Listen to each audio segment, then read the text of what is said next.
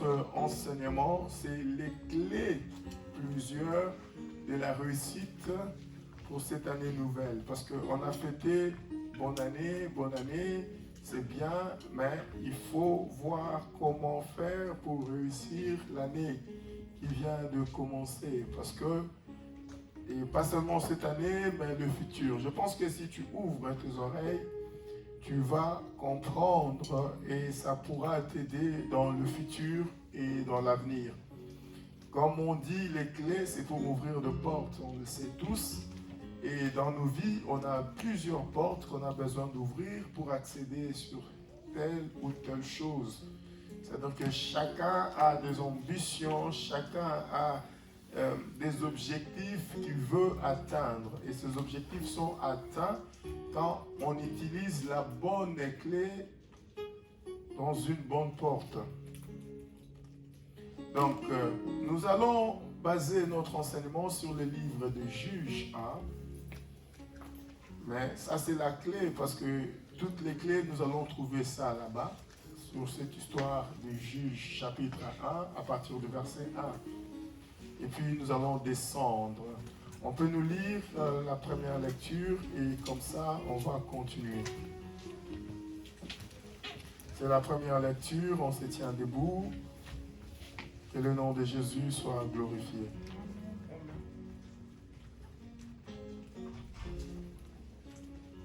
Juges chapitre 1, verset 1, Joël. Juges chapitre 1, le verset 1. Tu peux prendre un micro, c'est mieux, parce que la salle elle est grande. Attends, je vais te donner les interprètes.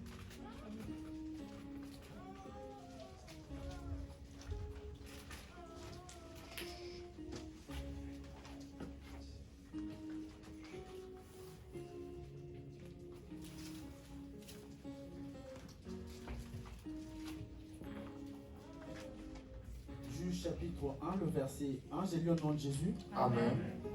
Après la mort de Josué, les enfants d'Israël consultèrent l'Éternel en disant: qui de nous montera le premier contre le Cananéen pour les attaquer? Le verset 2, l'Éternel répondit: Judas montra, voici j'ai livré les pays entre ses mains. Le verset 3, et Judas dit à Siméon, son frère. Tu t'arrêtes à verset 2 d'abord. C'est toute l'histoire, c'est long. Donc, reprends 1 à 2 et puis on va s'asseoir. Le verset 1.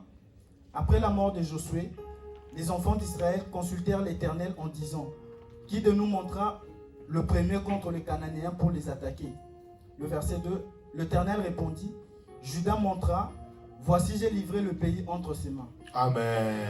On peut s'asseoir au nom de Jésus-Christ. Que la parole de Dieu soit bénie. La Bible dit, après la mort de Josué, Josué qui était descendant de Moïse dans la marche vers la conquête, la Bible dit, après sa mort, Israël est resté seul. La première des choses qu'ils ont fait, la Bible dit, les enfants d'Israël consultèrent. La première clé de la réussite pour cette année 2021, apprends à consulter Dieu.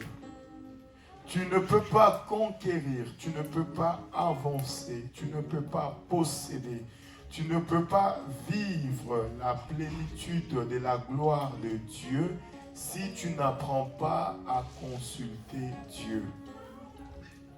La Bible dit, après la mort, Israël est allé consulter Dieu. Bien aimé, quand j'ai voulu chercher le mot consulter, la signification, on me dit c'est demander un avis, c'est demander un conseil, c'est interroger. C'est-à-dire que dans la marche avec Dieu, le peuple de Dieu doit apprendre à demander Dieu sur leur marche. La Bible dit, lorsque Josué est mort, Israël était là. Ils se sont dit, qu'est-ce qu'on fait? Qui va aller en premier contre ce peuple? Qui va aller en premier attaquer ce peuple? Parce que Dieu nous a dit, On a vu le fruit. Josué était avec nous, Moïse avant et puis Josué. Mais maintenant là, ils ne sont plus là. Mais nous devons posséder. Et la Bible dit, ils sont allés consulter Dieu. Bien-aimé, tu veux réussir cette année qui commence. Apprends à consulter Dieu. Apprends à demander la vie. Et quand tu demandes la vie de Dieu, apprends, chers frères, chères sœurs, apprends à respecter, voire à obéir la vie que Dieu te donne. Parce que Dieu ne peut que te donner un bon avis. Nous devons apprendre à consulter Dieu dans la prière. Bien-aimé, celui qui n'est pas un homme ou une femme de prière ne peut pas aller loin. C'est dans la prière qu'on apprend à consulter la pensée de Dieu pour nos vies. Une église qui n'aime pas la prière ne peut pas voir la main de Dieu. C'est dans la prière qu'on apprend à consulter ce que Dieu pense de nos ennemis. C'est dans la prière qu'on apprend à consulter comment battre nos ennemis. Bien aimé, nous avons des défis qui s'élèvent. L'année, elle est bonne, mais il y a des défis qui s'élèveront. Et ces défis seront conquis dans la prière, dans la consultation auprès du Seigneur. Ne commence pas une année sans consulter le Seigneur. Ne commence pas l'année. Nous sommes au début, bien aimé, ce n'est pas encore parti. Le premier mois, c'est le mois crucial. Ne commence pas ton année sans consulter Dieu. Ne t'engage pas dans des combats sans consulter la pensée de Dieu. Ne t'engage pas à faire des choses sans vouloir connaître la vie de Dieu sur cette histoire. La Bible dit, après la mort, ces enfants se sont retrouvés. Ils sont allés consulter. Est-ce que nous pouvons? Qui de nous montera en premier? Qui doit faire ça? Alléluia. On va nous lire Genèse chapitre 25. Vous allez comprendre mon avis. Parce que le premier point est en chevauchement avec le deuxième point. C'est pourquoi je suis en train d'aller un peu vite pour entrer dans le deuxième point. Comme ça, on va faire les deux ensemble. Genèse 22, verset... Genèse 25, verset 22 à 23.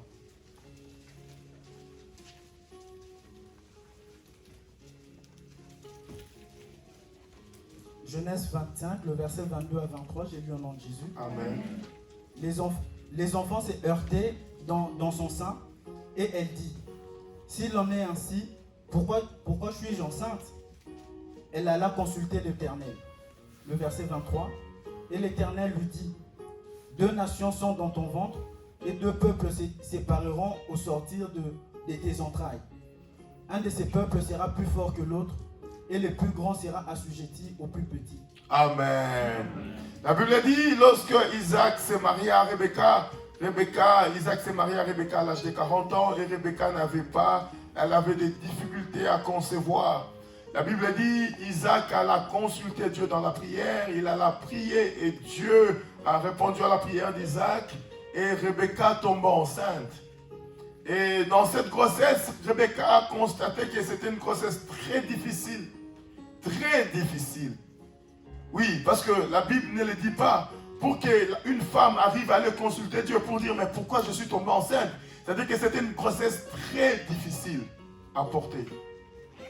Et lorsque la grossesse est devenue de plus en plus difficile, la Bible dit, Rebecca se dit, soit je consulte Dieu, est-ce que c'est la volonté de Dieu que je porte cette grossesse ou ce n'est pas sa volonté? La Bible dit, lorsqu'il est allé consulter Dieu, Dieu lui a dit, il y a 2 nations. C'est-à-dire que consulter Dieu devant les difficultés, consulter Dieu devant tes problèmes, ça te permet d'avoir une vision claire de ton avenir.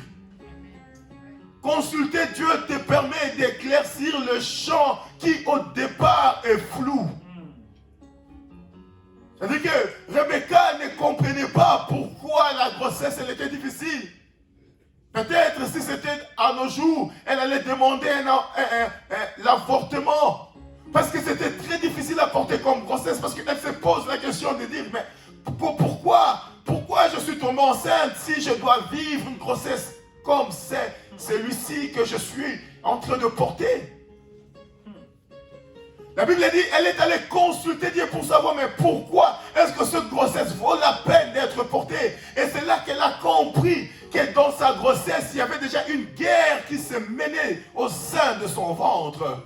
Et que l'avenir des deux individus était là en train de se battre en elle.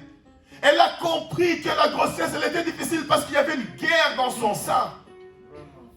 De deux individus, deux avenirs, deux futurs, des nations différentes. C'est-à-dire que sans la consultation, Rebecca n'allait pas comprendre pourquoi la grossesse elle était si difficile à porter. Vous savez, des fois, on traverse des moments difficiles, mais on ne sait pas pourquoi. Mais devant toutes les situations difficiles, devant toutes les situations compliquées, devant toutes les situations que tu n'arrives pas à trouver des réponses, je te conseille ce matin, va consulter Dieu. Alléluia. Devant une situation que tu n'arrives pas à trouver la réponse, oh bien-aimé, le conseil est simple ce matin, va consulter Dieu. Alléluia. La Bible dit, elle a là parce que la vie de Dieu compte sur ton avenir. Celui qui sait respecter la vie de Dieu, cette vie compte sur son avenir. Ce que Dieu nous dit, ce que Dieu nous conseille à faire, ça compte sur nous parce que devant les obstacles de la vie, on a besoin de la vie de quelqu'un qui maîtrise et le spirituel et le physique. Et devant ces évidences et des difficultés, Rebecca est allée voir la main du Seigneur pour poser la question. On a aussi la difficulté des fois dans la consultation, les gens ont du mal à obéir à ce que Dieu dit. Consulter Dieu ne veut pas dire que les choses doivent aller toujours en ta faveur. Mais tu dois comprendre la pensée de Dieu et obéir quand tu vas consulter le Seigneur. Nous, on veut que les choses aillent comme ça, mais Dieu te dit c'est à droite. Bien, mais quand tu as consulté, il t'a dit à droite, ne va pas à gauche parce que ta difficulté, elle sera là. Quand Dieu parle et que au lieu d'aller à droite, toi tu vas à gauche, bien aimé, c'est obscur au devant de ta vie. Si vous lisez dans le livre de Un roi, vous allez voir lorsque on a emprisonné Michée, lorsque Akab voulait aller en guerre avec le roi d'Israël et les autres, nous allons voir qu'ils sont allés consulter Dieu, mais il y avait un esprit d'égarement. J'ai déjà prêché sur ce message. Et lorsque Michée est venu avec un message autre, différent de ceux 400 prophètes qui prophétisaient, l'autre a dit, mais celui-là, il ne prophétise rien de bon pour moi. Et c'était compliqué. Bien, mais apprends à consulter Dieu pour vivre le bonheur dans ta vie. Apprends pas seulement à le consulter, mais à obéir aussi aux injonctions reçues dans la consultation.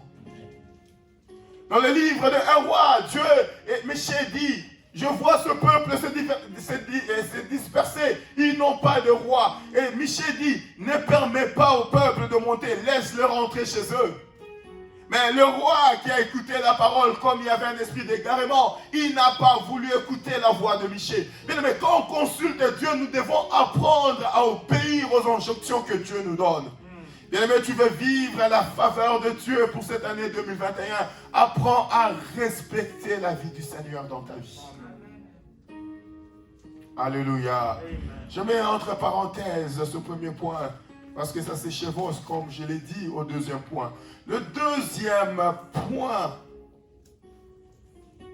pour réussir, j'ai au moins 7 points, mais je parlerai que de 2 points aujourd'hui. Amen. Le deuxième point pour réussir, c'est la collaboration. La collaboration, Juge 1, 3, 4.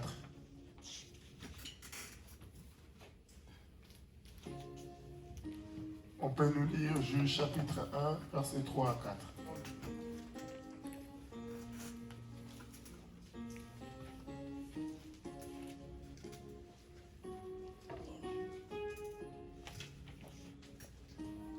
1, Juge 1, le verset 3 à 4, je lis au nom de Jésus. Amen. Et Judas dit à Siméon, son frère, monte avec moi dans le pays qui m'est échu par le sort, et nous combattrons le Cananéen. J'irai aussi avec toi dans celui qui t'est tombé en partage. Et Siméon alla avec lui. Le verset 4, Judas monta, et l'Éternel livra entre leurs mains les Cananéens et les Phérésiens. Ils bâtirent 10 000 hommes à Bessec. Amen. La première des choses, tu consultes Dieu et Dieu te donne les directives. Donc Israël, peuple de Dieu, apprenez à consulter Dieu. Vous allez comprendre, je vais chevaucher. Le deuxième point, c'est la collaboration. La Bible dit, lorsque Dieu dit, c'est Judas qui doit monter en premier. C'est-à-dire que Judas avait la parole de la conquête. Judas avait la vie de Dieu. Mais ce que Dieu n'avait pas dit à Judas, et que Judas devra apprendre à collaborer avec les autres. Parce qu'il y a de ce combat dans la vie. Tu as besoin des soutiens des autres. Oh, quelqu'un me comprend? Il y a des combats dans la vie où l'intercession de ton pasteur peut t'aider à vaincre. Il y a des combats dans la vie où quand tu collabores avec de bonnes personnes, mais ça t'aide à monter encore plus. Et nous voyons dans le langage de Judas, il dit à Siméon, il dit, monte avec moi. Si l'Éternel me livre le pays, je monterai aussi avec toi. C'est-à-dire qu'il y a des collaborations dans la vie qui te permettent de monter. Et quand tu montes, tu fais monter aussi celui qui a collaboré avec toi. Alléluia. Bien-aimé, le deuxième point que tu veux réussir dans la vie, apprends à collaborer avec de bonnes personnes. Alléluia.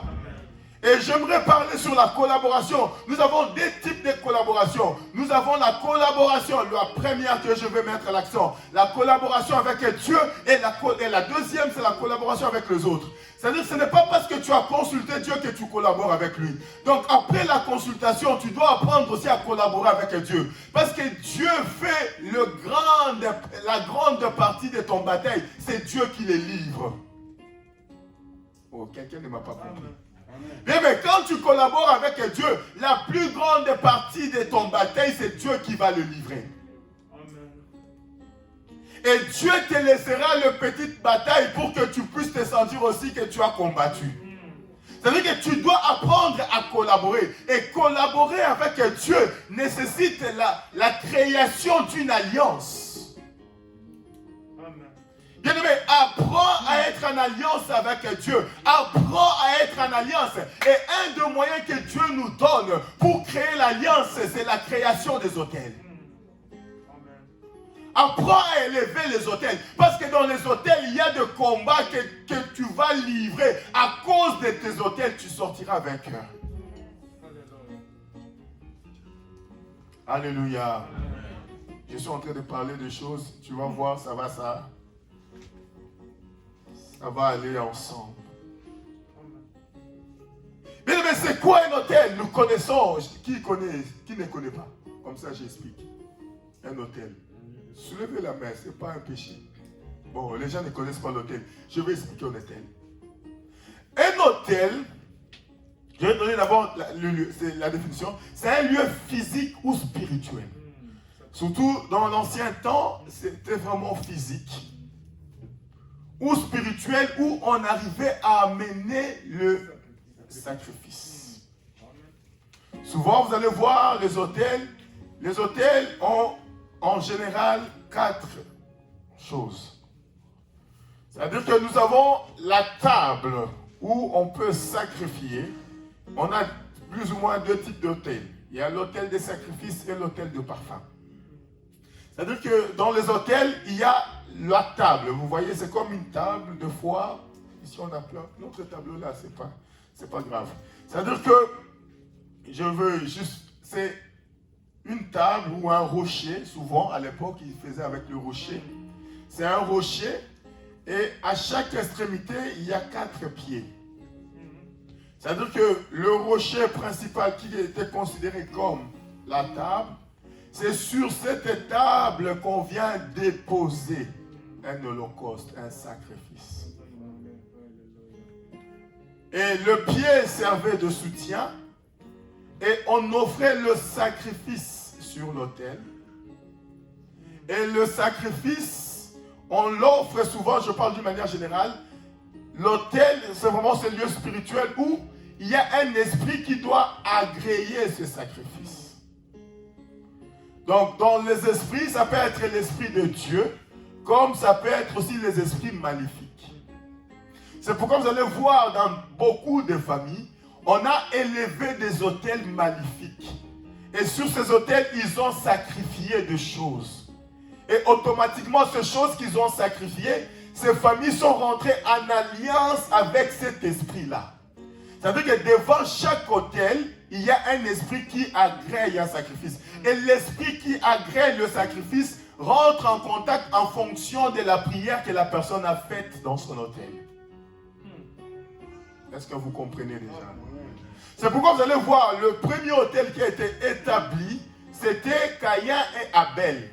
Et on voit, ça montre déjà deux destinations. La première personne qui établit l'autel avec les sacrifices du sang, Dieu l'agrée, et Caïn, l'offrande de ne pas agréer.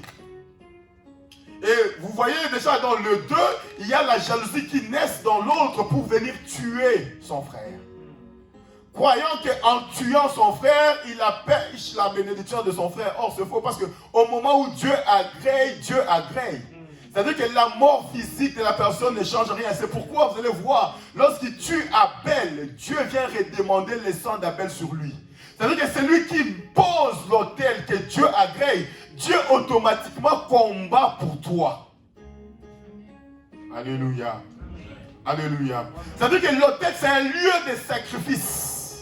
C'est un lieu de rencontre entre le physique et le spirituel. C'est un lieu de rencontre, c'est un lieu de rendez-vous entre une entité spirituelle et une entité physique. Écoutez bien, j'utilise bien le mot, un lieu de rendez-vous. Un lieu où on rentre en contact avec le monde spirituel. C'est-à-dire que tu veux vaincre cette année 2021, tu dois arriver à entrer en contact avec le monde spirituel. Et Dieu étant spirituel, tu dois chercher par tout le moyen d'entrer en contact avec Dieu, de collaborer avec lui, parce que la majorité de tes combats, c'est lui qui va les livrer. Je ne sais pas si quelqu'un comprend ce que je dis. Je vais y arriver. Et l'autel sert d'alliance. Celui qui sait élever les autels dans sa vie, bien aimé, sait prendre possession de sa vie. Celui qui sait élever les autels dans sa vie, sait prendre possession de son avenir. Bien aimé, quand tu ne comprendras pas cette leçon, tu n'iras pas loin. Je vais arriver petit à petit.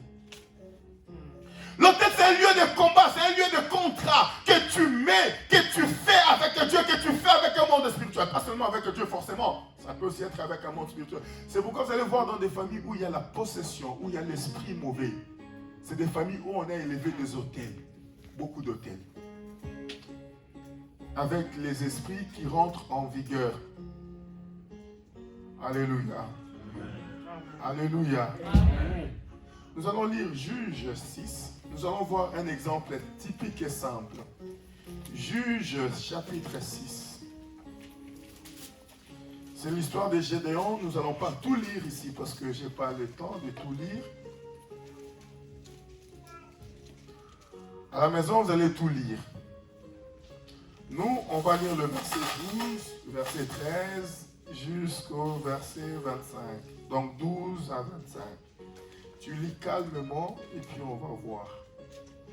Juge chapitre 6, le verset 12.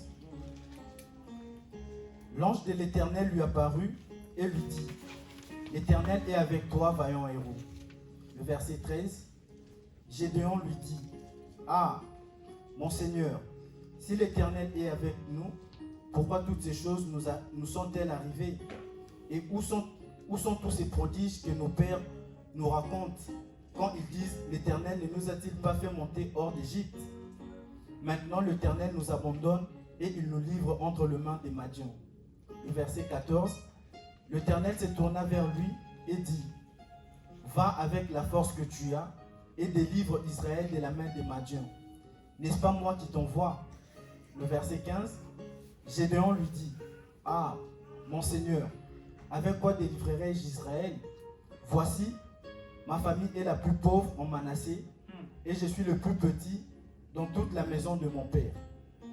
Le verset 16, l'Éternel lui dit, mais je serai avec toi et tu battras Madian comme un seul homme. Écoutez, je serai avec toi, retenez la phrase. Je serai avec toi et tu battras Madian comme un seul. Comme un seul. Écoutez bien, comme un seul homme. Pourquoi? Parce que je serai avec toi. C'est-à-dire que quand Dieu est en train de parler à Gédéon, il lui dit, regarde, Gédéon lui dit, Seigneur, pourquoi tant de malheur? Tu dis que tu es avec nous, mais pourquoi ça? Pourquoi ça? Pourquoi ça? Et Dieu lui dit, je t'envoie. Mais écoutez, ça doit se limiter là. Parce que Dieu lui parle, Dieu lui donne la victoire. Mais Gédéon devrait être content de dire, oui, mais c'est fini, Dieu est avec moi. Regardez ce qu'il va faire, vous allez comprendre le sens. Il y a des victoires qui passent par l'autel, par le prix du sacrifice. Bien-aimé, il y a de ce mariage que tu auras que par le prix du sacrifice. Il y a de ce victoire que tu auras que par le prix du sacrifice. L'église, cette chair, c'est l'autel du Seigneur qu'on a élevé en ce lieu. Il y a des choses, il y a des combats que tu vaincras par le prix du sacrifice. Où tu prendras ton offrande, tu dis, Seigneur, je prends cette offrande pour ce combat, je viens déposer dans ton église. Je veux gagner mes ennemis. Tu cites le nom, tu es là en prière en train de le prier, Seigneur. Je veux vivre ta victoire. Écoutez, la parole de Dieu est prononcée dans la vie de Gédéon. Gédéon a reçu la parole et l'ange était en face pour attester la parole du Seigneur dans sa vie. Et la Bible déclare, lorsque Gédéon a écouté, il dit, mais Seigneur, pourquoi tant de malheur? Mais pourquoi ces choses nous arrivent? Il était dans le doute comme Rebecca. Continue. Le verset 17. Vous allez comprendre. Vous allez comprendre pourquoi Dieu a sacrifié Christ sur l'autel qu'on appelle la croix.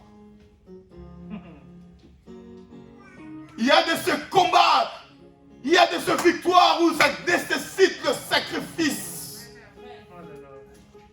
La Bible est claire. Jésus lui-même il dit, il y avait un homme qui avait un champ. Et il envoya des gens là-bas. On tua ses serviteurs au point d'envoyer son propre fils. Il y a des guerres qui se gagnent que par le fruit du sang, le fruit du sacrifice. Tant que tu n'apprendras pas à élever les autels devant Dieu, il y a des combats qui vont être déçus sur toi. Tu ne gagneras aucun de combat. Et c'est sur la croix, lorsque le sang a été versé, Jésus a crié, tout est accompli. Mais cet accomplissement est passé par le prix du sacrifice du sang. La Bible dit, Dieu n'a pas regardé son fils, il a sacrifié pour le salut des nations. Et il a sacrifié sur l'autel pour que l'humanité tout entière voie le Fils de Dieu être sacrifié, afin que les saluts soient vrais. Bien-aimé, il y a des victoires que tu gagneras quand tu comprendras à élever les autels dans ta vie. Bien-aimé, tu as un problème d'avoir un travail, élève l'autel qui va combattre le chômage de ta vie. Et tu l'intituleras l'autel qui combat le chômage. Bien-aimé, tu veux aller loin avec Dieu. Apprends à comprendre la pensée spirituelle. Parce qu'il y a des principes spirituels et Dieu marche dans ce principe-là. Continue, tu vas lire. Le verset 17, Gédéon lui dit, si j'ai trouvé grâce à tes yeux, donne-moi un signe pour montrer que c'est toi qui me parles. Écoutez, il lui dit, j'ai trouvé grâce à ce... Si, il conditionne. Il dit, si j'ai grâce, si j'ai trouvé cette grâce à tes yeux, fais-moi signe. Et vous allez comprendre, mais Dieu va lui dire, mais j'ai déjà parlé, c'est fini, va-t'en. Continue. Le verset 18, ne t'éloigne point d'ici jusqu'à ce que je revienne auprès de toi, que j'apporte mon offrande et que je la dépose devant toi. Et l'Éternel dit, je resterai jusqu'à ce que tu reviennes. Le verset 19, Gédéon entra, prépara un chevreau et fit avec un épha de farine des pains sans levain. Il mit la chair dans un panier et le jus dans un pot, les lui apporta sous les térébinthes et les présenta. Le verset 20, l'ange de Dieu lui dit, prends la chair et le pain sans levain, pose-les sur ces rochers et répands le jus. Amen. C'est-à-dire qu'il est parti chercher. Il est parti chercher à manger. Gédéon croyait qu'en ramenant à manger, l'ange allait manger. Mais ce que Gédéon ne savait pas, que ce qu'il était en train de me ramener, c'était le fruit de son sacrifice. Et la Bible dit, lorsqu'il a ramené devant l'ange, l'ange lui dit, mais dépose sur le rocher. Comme je vous ai dit, l'autel souvent est fait de rochers. Quand vous regardez, à l'ancien temps, c'était fait de rochers. C'est-à-dire que l'ange lui dit, dépose ça sur ce rocher et mets le jus partout. C'est-à-dire que tu es en train de sacrifier le fruit de tes mains. Pourquoi il est en train de sacrifier la farine et pourquoi il est en train de mettre du jus? Quand vous lisez l'histoire, la Bible dit, chaque fois Israël était en train de cultiver. Au moment de la récolte, les ennemis venaient prendre ce qu'ils avaient cultivé. Ils venaient prendre cela et Israël s'est retrouvé dans une pauvreté extrême. Et à l'époque, quand Gédéon est en train de sacrifier la farine sur le rocher, c'était le fruit des semences. C'est-à-dire la farine que Gédéon arrivait à cacher devant le mendiant. Parce que la Bible est claire, il cachait parce qu'il n'arrivait pas à progresser, il n'arrivait pas à prospérer, parce qu'il y avait un peuple qui avait un pouvoir sur le peuple de Dieu. Et ce peuple est en train de marcher sur eux. Et la Bible dit, Gédéon est parti, il est parti chercher cette farine qu'il cachait et il a fait le pain pour Dieu. Et il ramène tout joyeux. Peut-être qu'il se disait, en ramenant, l'ange allait prendre le temps de manger. Gédéon ne s'attendait pas que quand il est parti, l'ange a mis l'autel. Et quand il arrive, l'ange lui dit, pose ça sur ce rocher. Pose ça sur ce rocher. Et déverse le jus. Écoutez ce qui va arriver. Le verset 21.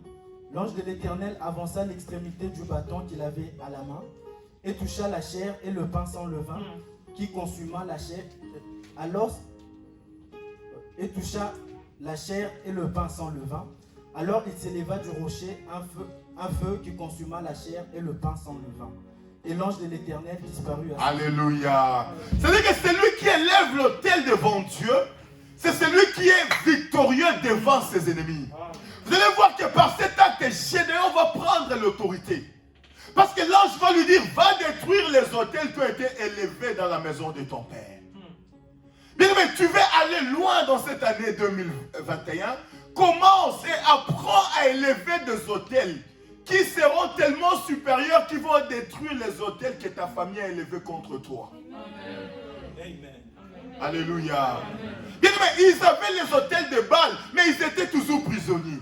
Ils avaient les autels de Baal, mais ils étaient toujours esclaves de mendiants. Mais les jours où Gédéon a appris, quand vous lisez, vous allez comprendre qu'après le départ de l'ange, Gédéon va élever un autel de l'Éternel. Et il va aller détruire les autels de Baal. Bien, mais celui qui sait élever les autels pour Dieu entre en alliance avec Dieu. Et quand tu rentres en alliance avec Dieu, tu arrives à collaborer. C'est-à-dire que tes combats deviennent les combats de Dieu. Et tu bats tes ennemis comme un seul homme. C'est la vérité. Tu en fais ce que tu veux, mais je prêche la vérité. Alléluia. Bien, mais devant l'obstacle de ton mariage, élève l'autel qu'il faut. Apprends à élever les autels devant Dieu. Alléluia. Tu prends ton argent, tu dis, Seigneur, je vais aller sacrifier ça.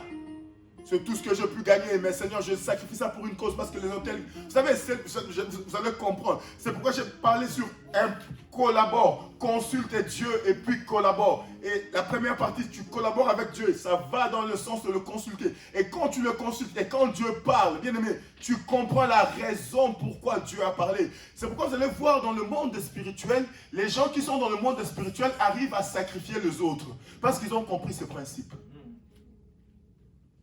Nous qui venons d'Afrique, vous allez voir quelqu'un qui a beaucoup d'argent, qui est dans le Rose-Croix, il vient et vous donne l'argent. En fait, il est en train d'élever ce autel dans vos vies. Il y a des familles où vous voyez quelqu'un, il est le seul à être élevé, les autres doivent dépendre de lui. Parce qu'il a élevé les autels sur vos vies. C'est-à-dire que c'est lui qui doit progresser sous votre étoile. Et en vous donnant, c'est-à-dire qu'il vous sacrifie. Et vous, en recevant cet argent, vous êtes en train de manger les fruits d'un autel qui a été élevé contre toi. Alléluia. Alléluia. Est-ce que quelqu'un comprend ce que je dis? devons élever les autels parce que les autels entendent, les autels parlent. Les autels parlent. Même devant la présence de Dieu, l'autel que tu as élevé peut parler à ta faveur. Bien-aimé, fais en sorte que cette année 2021, que les autels que tu veux élever devant Dieu parlent à ta faveur.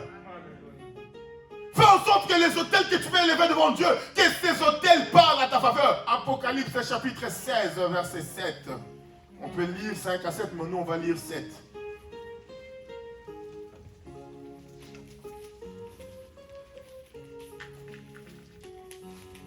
Apocalypse 16.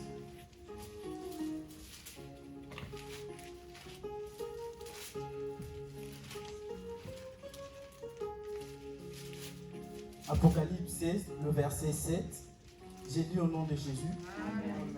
Et j'entendis l'autel qui disait: oui Seigneur, Seigneur Dieu Tout-Puissant, tes jugements sont véritables et justes. Ça veut dire qu'il dit, j'ai entendu l'autel qui disait, l'autel est en train de réclamer à Dieu. Il dit, Seigneur, tes jugements sont justes. Ça veut dire que c'est lui qui... Restez debout mon frère. C'est lui qui sait établir les autels avec Dieu. Les autels parlent. Les autels aussi entendent. Bien-aimé, tu dois apprendre à élever les autels dans ta vie parce que ces autels vont parler à ta faveur. Bien-aimé, il y a des combats où la prière, vous savez, des fois l'alliance qui est créée par les autels sont plus grands que ta propre prière. Oh, quelqu'un ne m'a pas compris. Amen. Dieu dit à Abraham, quitte la maison de ton père. Vous savez, Abraham, ça veut dire quoi? Ça veut dire un père qui est élevé au départ. Mais sauf que ce père ne peut pas avoir d'enfant. C'est-à-dire que la descendance d'Abraham, au départ de son nom, c'est un nom, quelqu'un qui a des enfants mais qui ne sont pas à lui. Au départ de son nom. Pourquoi? Parce qu'Abraham est sorti d'une famille où on a élevé les autels pour d'autres dieux. En fait, Abraham était condamné à ne pas avoir d'enfants. C'est-à-dire qu'il était condamné à vivre sans enfant. Lorsque Dieu apparaît à Abraham dans le livre de Genèse chapitre 12, Dieu lui dit quitte la maison. C'est-à-dire que le fait d'Abraham de quitter la maison de son père, c'était pour Dieu le bon départ de détruire des autels de Baal qui étaient construits dans sa vie. Mais cela ne suffisait pas. Dieu promet à Abraham à 75 ans, 75 ans pour les francophones de France. C'est-à-dire qu'à 75 ans, Dieu lui dit, tu seras, Dieu promet. Vous allez voir dans la vie d'Abraham, il a élevé plusieurs fois les autels à Dieu. C'est-à-dire qu'au moment où Dieu lui promet, dans le livre de Genèse, tu peux lire le verset 8, 12, 8, tu vas voir. Et puis nous allons comprendre un peu la pensée de cet homme dans la marche avec Dieu.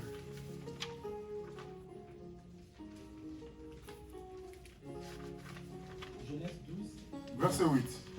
Genèse 12, le verset 8. J'ai lu au nom de Jésus. Amen. Il se transporta de là vers la montagne, à l'orient de Bethel. Et il dressa ses tentes, ayant Bethel à l'occident et Haï à l'orient. Il bâtit encore là un autel à l'Éternel, et il invoqua le nom de l'Éternel. Le verset 9. C'est tout. Il bâtit un autel au moment de la sortie. C'est-à-dire que l'autel de la délivrance de sa vie. Genèse chapitre 13, verset 4. Lorsque Abraham part en Égypte, l'Éternel les délivre entre les mains du roi d'Égypte. Regardez ce qu'il fait. Genèse 13, le verset 4, j'ai lu au nom de Jésus. Au lieu où était l'autel qu'il avait... Vous allez voir quand vous lisez ce verset, Abraham est toujours sans H. C'est-à-dire qu'il porte encore l'ancien nom. Au lieu où était l'autel qu'il avait fait précédemment, et là, Abraham invoqua le nom de l'Éternel.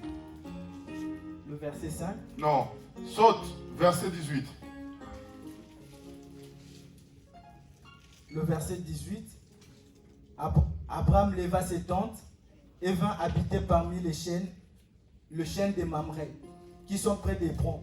Et il bâtit là un autel à l'Éternel. Si vous lisez le verset 18, vous montez, vous allez voir la promesse de l'Éternel à Abraham. Dieu lui promet, il bâtit un autel encore. Saute, Va au verset 17. Vous allez comprendre. Regardez le mot, chapitre 17, verset 1. Vous allez comprendre, regardez le mot, le verset 1. Vous allez voir, regardez bien, l'âge et la façon dont le nom est écrit. Lorsque Abraham fut âgé de 99 ans. Écoutez, Abraham toujours avec H sans H. Oui. L'Éternel apparut à Abraham et lui dit, je suis le Dieu Tout-Puissant. Marche devant ma face et sois intègre. Dieu lui a apparu, mais il n'a pas toujours d'enfant. C'est vrai, il y a Ismaël, mais qui est parti. Abraham n'a pas l'enfant de la promesse. Nous allons voir, si vous lisez verset chapitre 18, vous allez voir, c'est là qu'on lui fait la promesse. Quand vous lisez tous les chapitres 17, vous allez voir, pour que la promesse devienne réalité, Abraham devait construire des autels et aussi devrait changer de nom. Parce que tant qu'il n'avait pas changé de nom, la promesse de Dieu n'allait pas être exécutée dans sa vie. Et vous allez voir, lorsqu'il change de nom, Dieu lui donne maintenant l'enfant. Genèse chapitre 22. Vous allez comprendre un peu. Verset 9. Genèse 22, le verset 9, j'ai lu au nom de Jésus. Lorsqu'ils furent arrivés au lieu que Dieu lui avait dit, Abraham y éleva un autel et rangea le bois. Il lia son fils Isaac et le mit sur l'autel par-dessus le bois. Amen. C'est-à-dire que vous allez voir que dans la marche avec cet homme, avec Dieu, Abraham arrive à collaborer avec Dieu. Mais vous allez voir que 24 ans durant de sa vie, Abraham n'avait pas compris le sens, là où Dieu voulait l'amener. Il est en train d'élever les autels, mais ce jour-là, Dieu vient, il change son nom. Et la Bible dit, Dieu lui donne enfin le fruit de la promesse qui était Isaac. Écoutez, Dieu revient auprès d'Abraham et lui dit, Abraham, tu veux marcher avec moi, offre-moi le fils que je t'ai donné. Mais la Bible déclare, lorsque Abraham prit son fils pour aller l'offrir à Dieu, c'est-à-dire que le fruit de la promesse, la seule personne qui comptait dans sa vie, la seule chose qui avait l'importance capitale dans sa vie, lorsque Abraham arriva, qu'est-ce qu'il fait en premier? La Bible dit, Abraham construisit un autel à Dieu. C'est-à-dire qu'avant de sacrifier Isaac, Abraham a commencé par construire un autel. La Bible dit, il a ligoté Isaac et il l'a posé sur l'autel. C'est-à-dire qu'Abraham est entré en communication avec Dieu, en prenant le fruit de ses entrailles, en prenant la seule chose qui comptait pour lui. Il a déposé devant Dieu. C'est-à-dire que la multitude d'Abraham passait par la construction de l'autel et par les sacrifices d'Isaac. C'est-à-dire qu'Abraham ne pouvait pas devenir le père de multitudes s'il n'avait pas su offrir à Dieu l'Isaac, la seule chose qui comptait. Bien-aimé, tu veux aller loin avec Dieu, apprends à obéir à Dieu, apprends à élever les autels, signe de ton alliance avec Dieu. Alléluia. La Bible dit, il a pris Isaac, il a élevé l'autel pour Dieu, il a pris Isaac, il a ligoté. Bien-aimé, vous imaginez, c'est facile de prêcher ce que je prêche aujourd'hui, mais imaginez-vous dans la tête d'Abraham, en train de prendre le seul fils qu'il a. Parce que là où Ismaël est parti, lui ne sait pas. Il est en train de le ligoter et il le prend, il le place sur l'autel qu'il a construit pour Dieu. Bien, mais la multitude passe par les sacrifices. Et les sacrifices, c'est par l'alliance. Bien, mais tu veux voir Dieu dans ta vie. Commence à nouer l'alliance avec lui. Et quand tu noues l'alliance avec Dieu, sois à mesure de respecter l'alliance. Parce que cette alliance combattra pour toi. Amen. L'année 2021 passe par la construction des autels. Et sur ces autels, Dieu veut le sacrifice. Bien-aimé, il y a une maladie qui te dérange. Apprends à élever les autels. Prends ton offrande, tu mets dedans. Tu dis, Seigneur, je lève mon offrande sur cet autel contre cette maladie. Comme tu l'as dit, je ne mourrai pas, je vivrai. Seigneur, que mon autel parle comme dans le livre d'Apocalypse 16. Tu dis à Dieu que cet autel parle en ta présence. La Bible dit l'autel a parlé devant la présence de Dieu pour réclamer vengeance. Bien aimé, celui qui sait élever les autels vont réclamer vengeance devant tes ennemis. Ceux qui combattent contre toi, Dieu va les mettre à terre à cause des autels que tu as élevés. Alléluia. Lorsque Abraham est en train d'offrir Isaac, il ne savait pas ce qui devrait arriver. Il a offert en élevant. Alléluia. Alléluia. Bien-aimé, apprends à élever les autels parce que l'autel c'est un lieu d'alliance. Apprends à élever les autels parce que l'autel c'est un lieu de consécration. Apprends à élever les autels parce que sur les autels tu gardes la promesse de Dieu. Oh, quelqu'un ne m'a pas compris. Sur les autels tu gardes la présence de Dieu. Tu gardes aussi la promesse. Vous allez voir que malgré que le nom d'Abraham était Abraham, mais il a gardé la promesse à cause des autels qu'il construisait. À chaque fois, Dieu lui donnait la victoire. Genèse chapitre 28. Vous allez dire, mais les passerez toujours dans l'Ancien Testament. Je vous ai donné l'Apocalypse. Je vous donnerai encore Hébreu pour vous montrer l'importance de l'autel. Genèse 28. Vous allez voir, vous allez voir, vous allez voir, vous allez voir. Verset 18. On descend. Genèse 28, le verset 18, j'ai lu au nom de Jésus. Amen. Et Jacob s'éleva de bon matin. Écoutez d'abord. Tu peux remonter.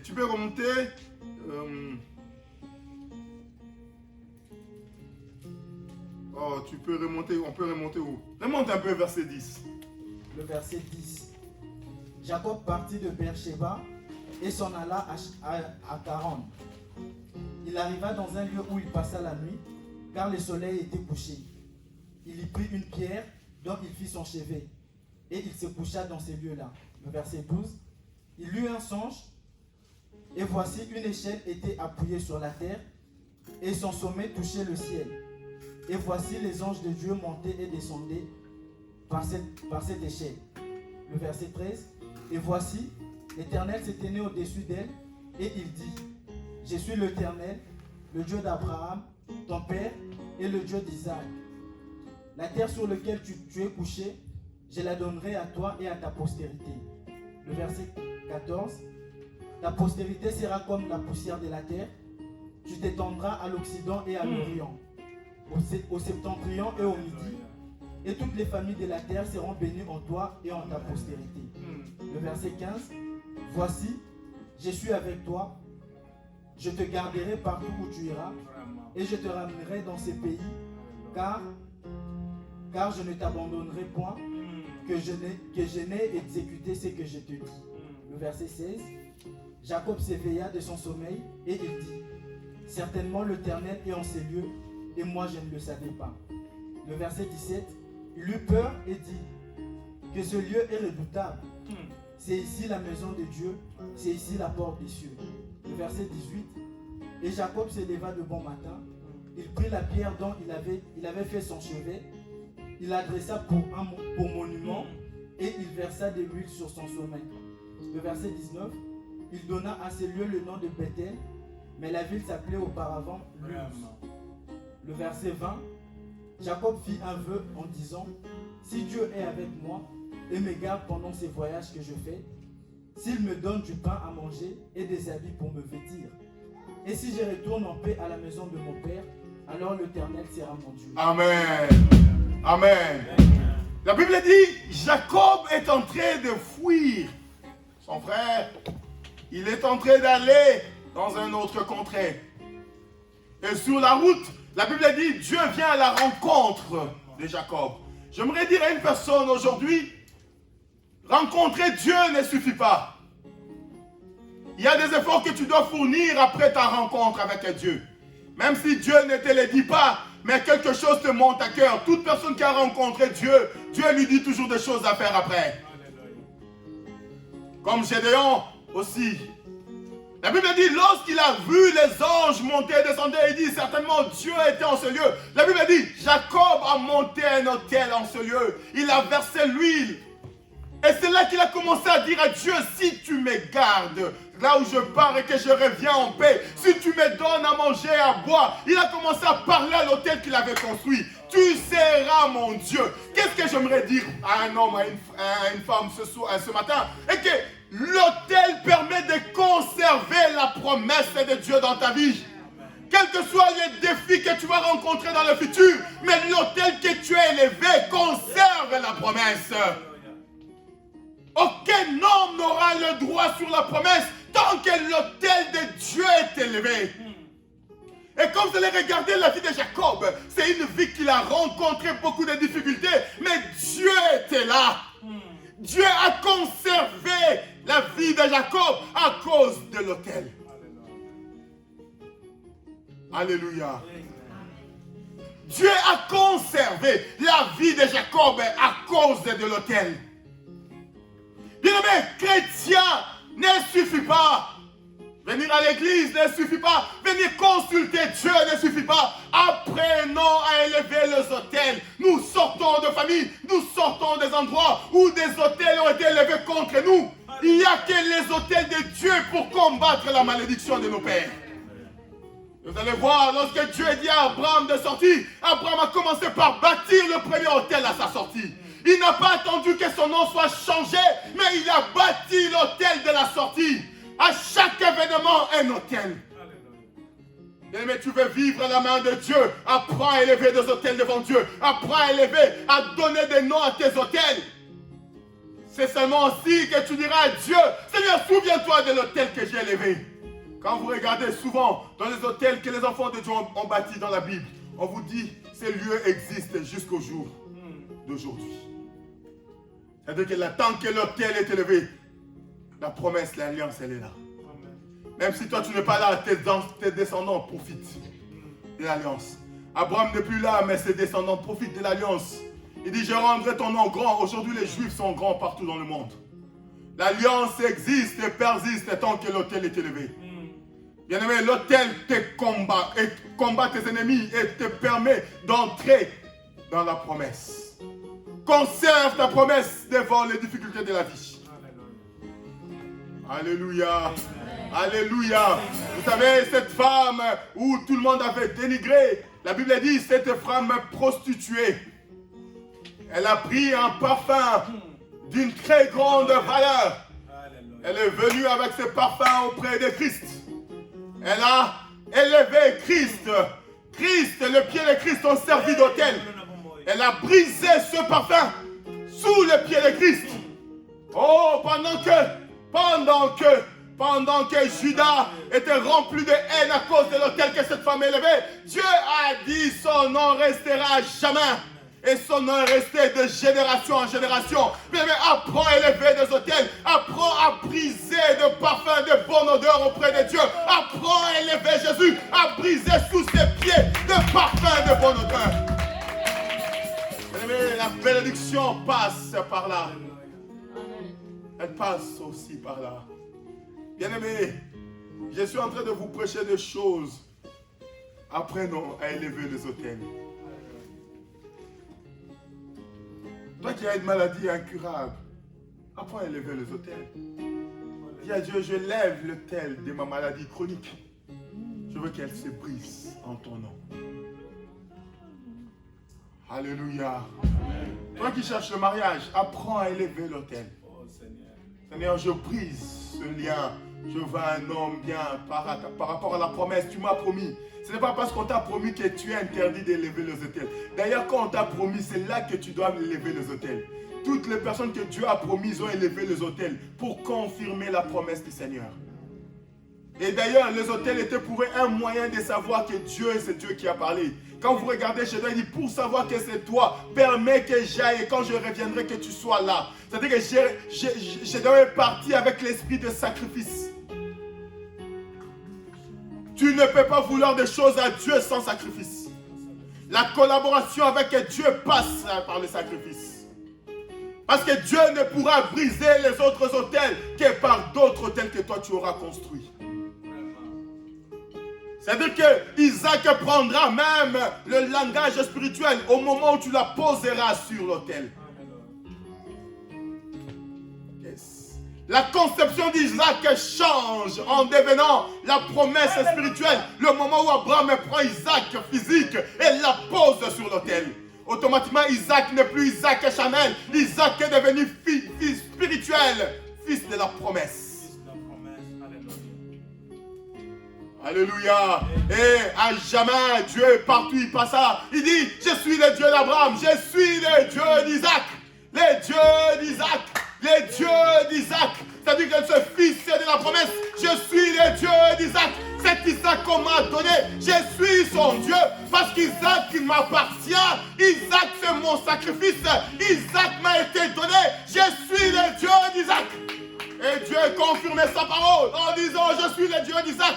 As-tu un sacrifice que Dieu peut parler? Bien-aimé, c'est bien d'accéder à l'année 2021, mais il y a des défis que tu dois relever et ces défis passent par le sacrifice. Bien-aimé, je te prêche la vérité, fais de cette vérité ce que tu veux. Mais je ne permets pas à ton cœur de douter de la vérité.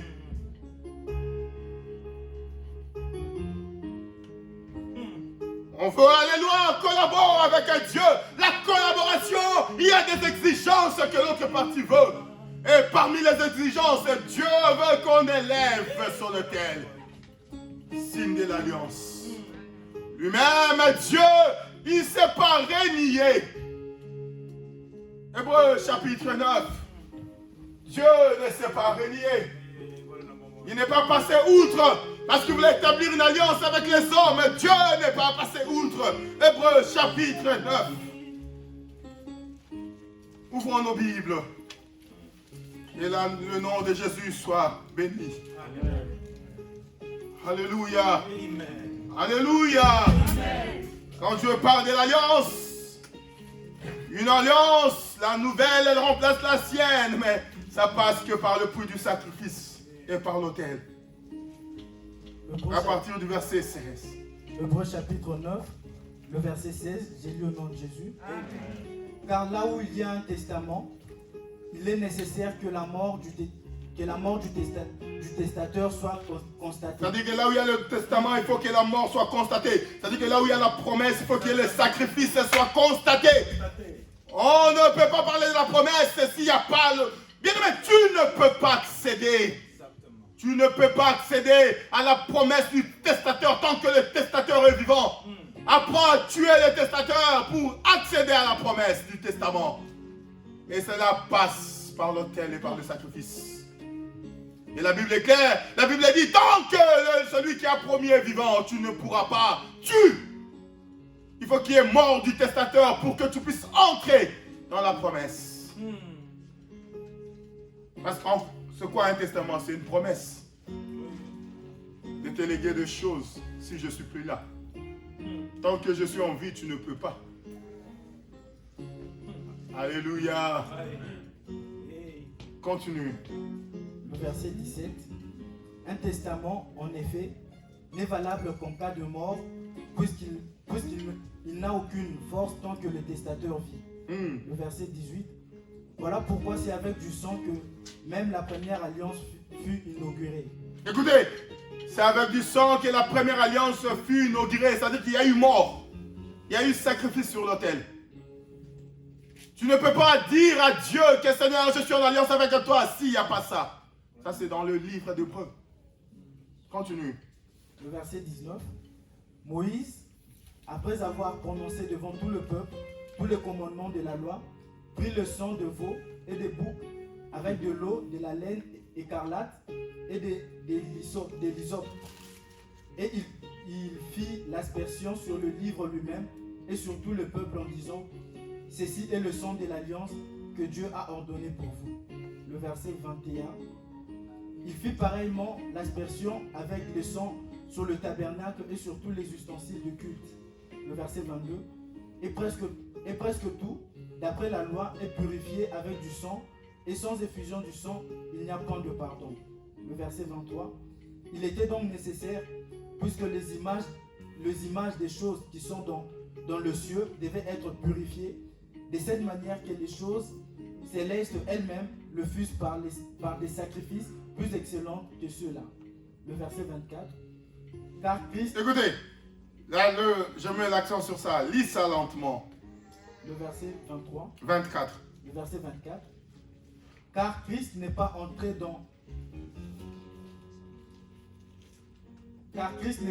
dans un sanctuaire fait de mains d'hommes. C'est-à-dire que Christ n'est pas entré.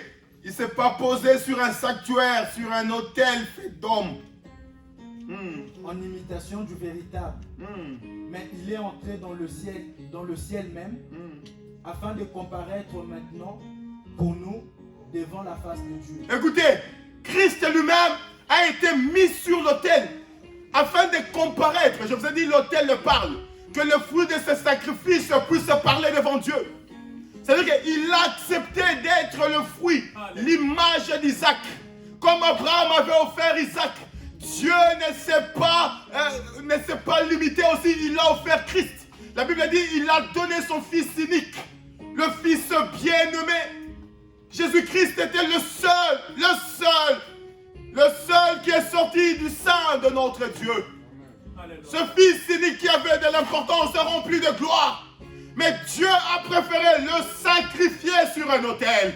Afin qu'au travail du sacrifice, que ce fils puisse lui parler en face, en ta faveur. Et si Christ parle en ta faveur, c'est parce que le sang a coulé. Si Christ parle en ta faveur, c'est parce que l'autel a été élevé. Si Christ parle en ta faveur, c'est parce qu'une alliance a été établie. Tu ne peux pas parler de Christ sans voir le fruit de son sacrifice. Tu ne peux pas dire que je suis avec toi sans voir le fruit du sacrifice. Et personne n'est épargné. Bien-aimé, élève les autels dans ta vie, les autels de sacrifice à Dieu. Élève les autels dans ta vie afin que ces autels t'accompagnent dans la marche. En disant à Dieu, Seigneur, j'ai élevé les autels. Bien-aimé, je suis en train de dire à un homme, je suis en train de dire à une femme, tu as besoin d'avoir des enfants, ça complique. Élève un autel contre la stérilité. Élève cet autel, dis à Dieu, je veux que ça change. Je veux que ça change. Je veux que ça change. Tel est mon autel pour toi, Seigneur. Je t'offre ma vie. Et l'année 2021 qui commence, c'est une année où tu dois consulter Dieu. Tu as bien fait de venir ce matin. Écoute maintenant la vie que Dieu est en train de te dire. Peuple, écoute la voix du Seigneur. Apprends à collaborer avec ton Dieu. Et la collaboration, bien-aimé, passe par la création, par l'élévation des autels. L'alliance de Dieu, elle est difficile. Mais ceux qui obéissent voient la main de Dieu. L'alliance de Dieu est compliquée. Mais ceux qui obéissent voient la main de Dieu. Les autels peuvent amener à la résurrection. Lisez dans le livre des Actes, vous allez voir lorsque Tabitha elle est morte. Bien aimé, Tabitha n'est pas revenue à la vie parce qu'elle était très belle. Tabitha n'est pas revenue à la vie parce qu'elle était je ne sais pas qui. Mais elle est revenue à cause de tous les autels qu'elle a élevés. Et la Bible dit, la preuve, elles étaient là devant Pierre en disant, regarde cette femme, regarde ce qu'elle a fait. Elle ne mérite pas de mourir. Bien aimé, le jour où tu ne seras pas là, les autels vont parler à ta faveur. Ils étaient là en train de dire à Pierre, regarde, elle a élevé les autels. Ces autels en train de parler à sa faveur, en train de prier à sa faveur. Tu veux vivre à la main de Dieu, apprends à élever des autels. Plus tu élèveras les autels, plus Dieu marchera avec toi. Vous savez, le salut est gratuit. La promesse, elle est gratuite. Mais entre la promesse et la réalisation, il y a des efforts qu'il faut fournir. Ouais. Bien aimé, le salut, Dieu nous a donné. D'ailleurs, il nous a promis le royaume. Mais entre la promesse du royaume et le royaume lui-même, il y a des sacrifices. Il y a une vie de sacrifice que tu dois fournir. Il y a des autels que tu dois élever pour Dieu. Il y a des choses que tu dois abandonner. Et il y a des choses que tu dois embraser. Il y a des choses que tu dois embrasser. Il y a des choses que tu dois abandonner. Bien aimé, pourtant le ciel est promis. Mais la marche, elle est difficile. Regardez la vie des apôtres, vous allez comprendre une chose. Vous savez, pour certains, les ciels passent par la lapidation. Regardez la vie d'Étienne. Quel moyen de voir Dieu, il faut être lapidé. Deux fois, bien-aimés, le peuple de Dieu confond la promesse avec la réalisation d'une promesse.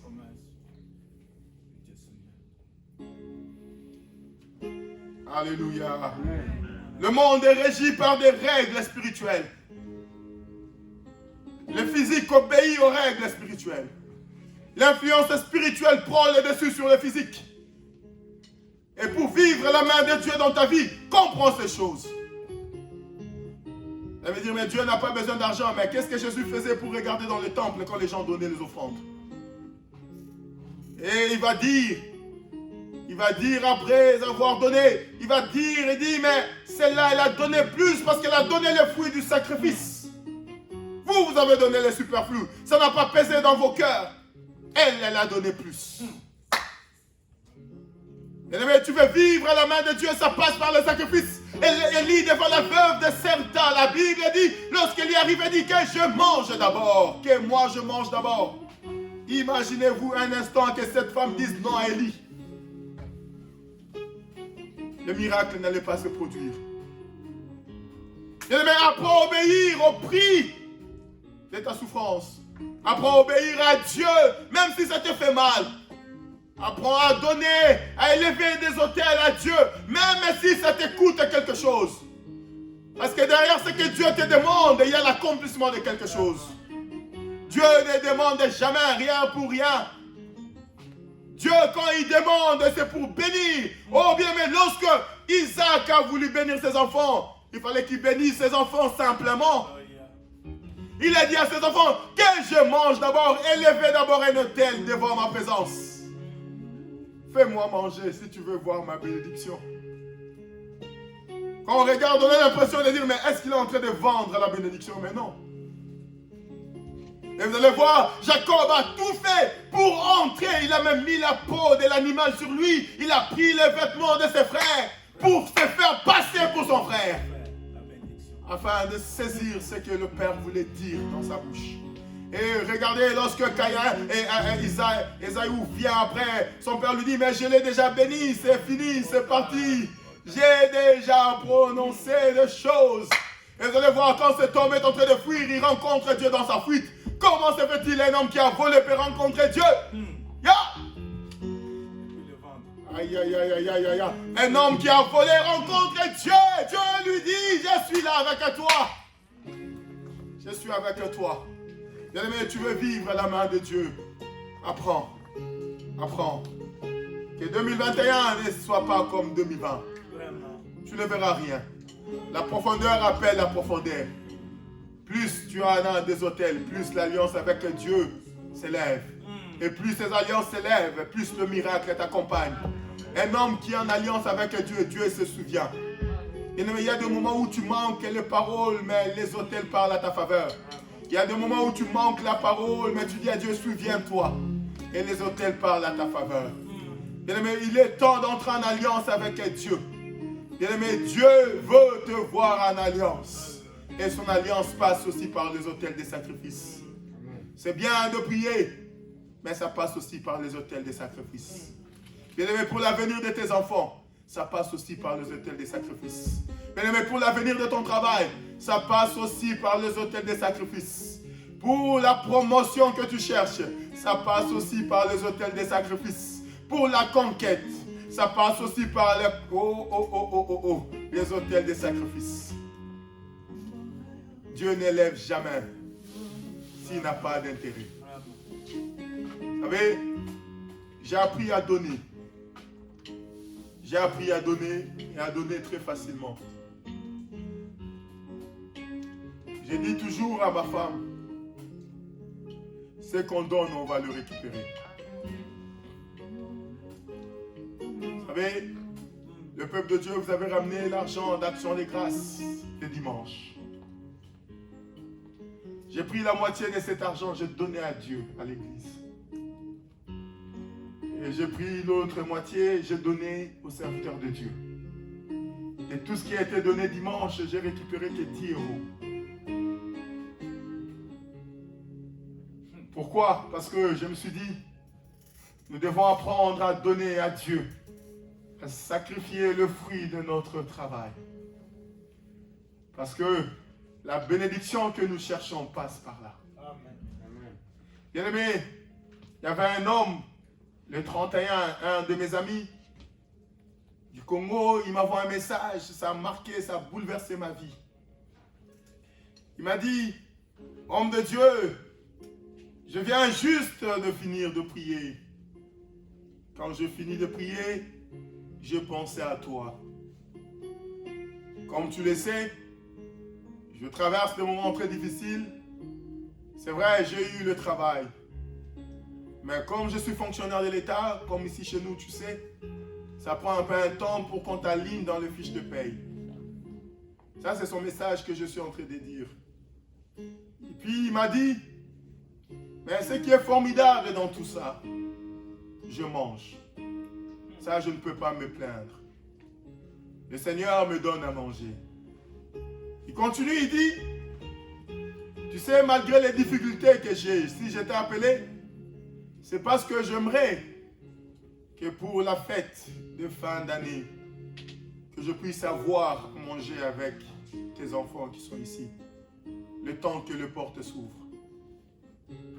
Mais mon assurance vient, et c'est la phrase qui a bouleversé mon cœur.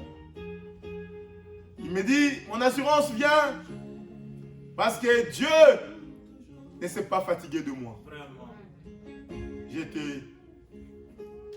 C'est-à-dire qu'il était en train de me demander, en même temps il était en train de me montrer ceci. Même si tu n'interviens pas, Dieu ne s'est pas fatigué de moi. Ça, c'est la phrase qui a marqué ma vie. Il pouvait très bien dire n'importe quoi, que ici je suis à l'hôpital, il pouvait mentir, il pouvait sortir toutes sortes de choses. Mais ses propos étaient d'une assurance à Dieu. Pas possible. Il m'a dit, Dieu ne s'est pas fatigué de moi. Bien aimé, je vous ai dit, la même nuit, comme j'ai l'application Western sur mon téléphone, la même nuit, je lui ai fait un transfert de 170 $. La même nuit, au même instant, je lui ai fait ce transfert. Je lui ai dit que le Dieu de tes prières se souvient de toi. Bien aimé, l'assurance qu'on a à Dieu dépend aussi de ce qu'on a fait pour Dieu. Pour être au point de voir cette assurance, ça dépend aussi du nombre d'autels et de la foi qu'on a en Dieu. Si Abraham n'avait pas la foi, Abraham n'allait pas sacrifier Isaac. Isaac, c'est le fruit du sacrifice de la foi. Et si Gédéon n'avait pas la foi, il n'allait pas donner la farine qui lui restait, parce que cette farine était le symbole de souffrance. Il est venu, il a donné tout ce qu'il avait. Parce qu'il a compris, en donnant à Dieu, ce n'est jamais perdu. Celui qui offre à Dieu ne perd pas. On a tendance à penser que quand on donne, on perd. Mais celui qui offre à Dieu, celui qui élève des autels à Dieu ne perd pas. Amen. Donner à Dieu, c'est jamais perdu. L'année, elle commence. Elle commence avec les défis qui nous attendent devant. Ni toi ni moi, on connaît comment le monde va basculer. On espère retourner à la situation normale. On espère. Mais on ne sait pas comment ça va basculer. Le temps est là d'élever les autels.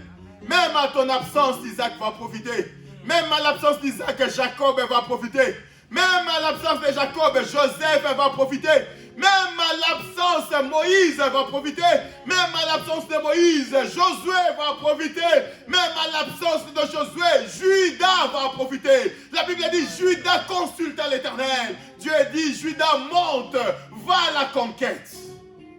La conquête, c'est avec Dieu que nous devons la faire. Et Dieu demande en nous le fruit du sacrifice. Bien-aimés dans le Seigneur, je t'ai apporté ces 2 points. Il y en a 7. Apprends à collaborer avec Dieu. Aujourd'hui, j'ai parlé qu'avec Dieu, le dimanche prochain, je parlerai sur l'alliance avec les autres. Aujourd'hui, j'ai voulu mettre l'accent avec Dieu parce que Lorsque Dieu a donné les tables à Moïse, Dieu a dit le premier commandement. Tu aimeras, j'aime ce verset, quand on lit ce verset, le premier commandement de la Bible. Alléluia. Comment trouve ce verset? Lorsque Dieu a écrit le commandement sur la table de Moïse, il en a écrit 10. Et dans le Nouveau Testament, il en a résumé en 2. Mais ça revient au même. Alléluia. Amen. Lis-moi le premier commandement. Exode chapitre 20, le verset 1.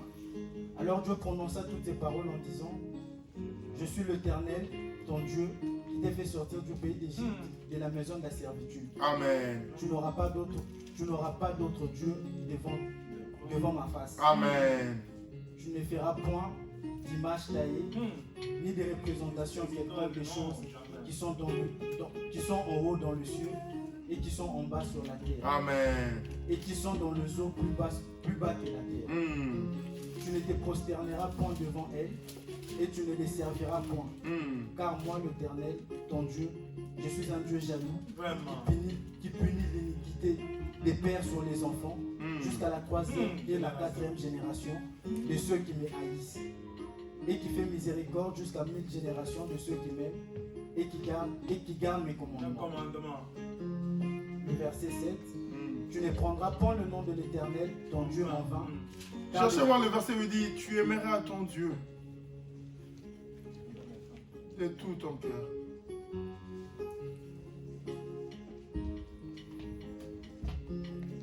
Qui a trouvé dans la salle? Oui, Jérémie. Marc chapitre 12, verset 30. Marc chapitre 12, verset 30. Que Dieu te bénisse. Comme ça, la formation commence à passer. Marc chapitre 12, verset 30. Jérémie, toi, je t'aime beaucoup. Chaque fois que je parle de ton nom, je sens l'amour monter dans mon cœur. Et je sens que tu vas faire des grandes choses dans ta vie. Et ça sera vraiment chaque fois. J'aimerais te dire, le Seigneur a mis en toi la parole de sagesse. Le Seigneur te donnera une compréhension biblique d'une de ces manières. Chaque fois que tu ouvriras ta bouche, le peuple, yes, je parle. Chaque fois que tu vas ouvrir la bouche, les gens auront envie de t'écouter. Le Seigneur fera en sorte que les gens puissent avoir envie de t'écouter. Le Seigneur sera la source de ton inspiration. Le Seigneur, yes, pendant que je suis en train de parler, le Seigneur est en train de me dire, il rendra ton nom grand. Yes, scelle les paroles par un autel. Amen. Le Seigneur rendra ton nom grand. Yes. Pendant que je suis en train de parler, l'Éternel est en train de me dire que tes ennemis seront ses ennemis. L'Éternel combattra pour toi. Yes. Le Seigneur est en train de me donner l'image de Gédéon. Il me dit, tu battras tes ennemis comme un seul homme. Les gens vont comploter contre toi, mais parmi ceux qui comploteront, il y aura toujours un qui viendra te dire. Le Seigneur épargnera ta vie devant le piège que l'ennemi élèvera dans ta vie. Le Seigneur sera pour toi un refuge. Yes. Pendant que je suis en train de parler, Dieu est en train de te dire ceci. Devant toutes tes difficultés, fais de Dieu ton refuge. Fais de Dieu l'objet de ton refuge, ton appui. C'est-à-dire que ne cherche aucune solution dans ta vie de toi-même. Yes. Je te vois prêcher partout dans le monde. Je vois la Bible tenue en main. Yes, c'est l'image que j'ai vue pour moi. Et je suis en train de revoir cette image pour toi. Je vois le globe sous tes pieds. Le Seigneur me dit, prépare ta bouche aux oracles. Tu vas faire ce que les hommes n'ont pas fait au travers de la puissance du Saint-Esprit. Apprends à aimer Dieu. Apprends à marcher dans la sainteté. Apprends à marcher dans la crainte. Ce qui fera ton nom grand, ce n'est pas les études que tu as fait ou tu feras, mais c'est Dieu. Rendra ton nom grand. Très grand. Yes. Ton nom sera tellement grand, ce pays ne pourra pas te contenir. Que la grâce du Seigneur écoute. La profondeur appelle la profondeur. Rentre dans la profondeur de Dieu et tu le trouveras caché. La Bible me dit de te dire et que Dieu se révèle à quiconque le cherche. Que la puissance du Très-Haut t'accompagne. Jérémie, Jérémie, Jérémie, Jérémie. Comme le nom qui t'a été donné, ce nom est prophétique. Je ne sais pas qu'est-ce qui a poussé tes parents à te donner ce nom, mais ce nom est d'une prophétie comme le nom que tu as. Et tu liras Jérémie 33:3 qui est connu de tout le monde. C'est-à-dire que ça, tout moment tu l'invoqueras et sera à tes côtés. Yes. Le Seigneur me dit de te dire, n'aie pas peur de dire la vérité, même si tu es contre toute une nation. Yes. Pendant que je parle, le Seigneur me dit de te dire, il t'opposera avec beaucoup. Parce que tu ne marcheras pas seulement selon la voie des autres, tu marcheras selon la voie de l'Éternel. Et des fois, ce que tu diras ira en contradiction avec ce que les autres pensent. Mais reste dans la vérité. La vérité finit toujours par triompher. Que Dieu soit loué. Marc chapitre 12, le verset 30. Et tu aimeras le Seigneur ton Dieu de tout ton cœur, de toute ton âme, de toute ta pensée et de toute ta force. La Bible dit, tu aimeras l'Éternel ton Dieu de toute ton âme, de tout ton cœur, de toute ta pensée. C'est-à-dire que la collaboration avec Dieu passe par cet amour. Cet amour inconditionnel. Celui qui aime Dieu l'aime de toutes ses pensées. Celui qui aime Dieu l'aime de toute son âme. Celui qui aime Dieu l'aime de toutes ses forces. Bien-aimé, tu ne peux pas aimer Dieu, bien-aimé, et l'aimer à moitié. Tu ne peux pas collaborer avec Dieu et collaborer à moitié. Tu veux vivre une année remplie de grâce. Cela passe par ta collaboration avec lui. Le temps de la visitation est arrivé. Que l'année qui commence soit une année où quand tu as consulté l'Éternel et que Dieu t'a parlé, collabore aussi avec lui. Et la collaboration passe par les autels et par les sacrifices. Mais les autels, plus tu en élèves, plus Dieu combat. Plus tu en fais, plus Dieu s'élève. Plus tu en fais, plus l'ange pour chaque autel vient. Quand vous allez regarder dans le livre de Gédéon, il y avait un ange pour un autel. Gédéon a élevé un autel, il y avait un ange. Si tu enlèves 2, il y en aura 2. Si tu enlèves 3, il y en aura 3. Plus tu élèveras les autels, plus les anges descendront pour que ces autels soient agréables à Dieu. Bien-aimé, je te prie, bien-aimé, que l'année qui commence soit une année de grâce. Alléluia. Amen. Alléluia. Amen. Que le Seigneur bénisse sa parole. Alléluia. Alléluia. Alléluia.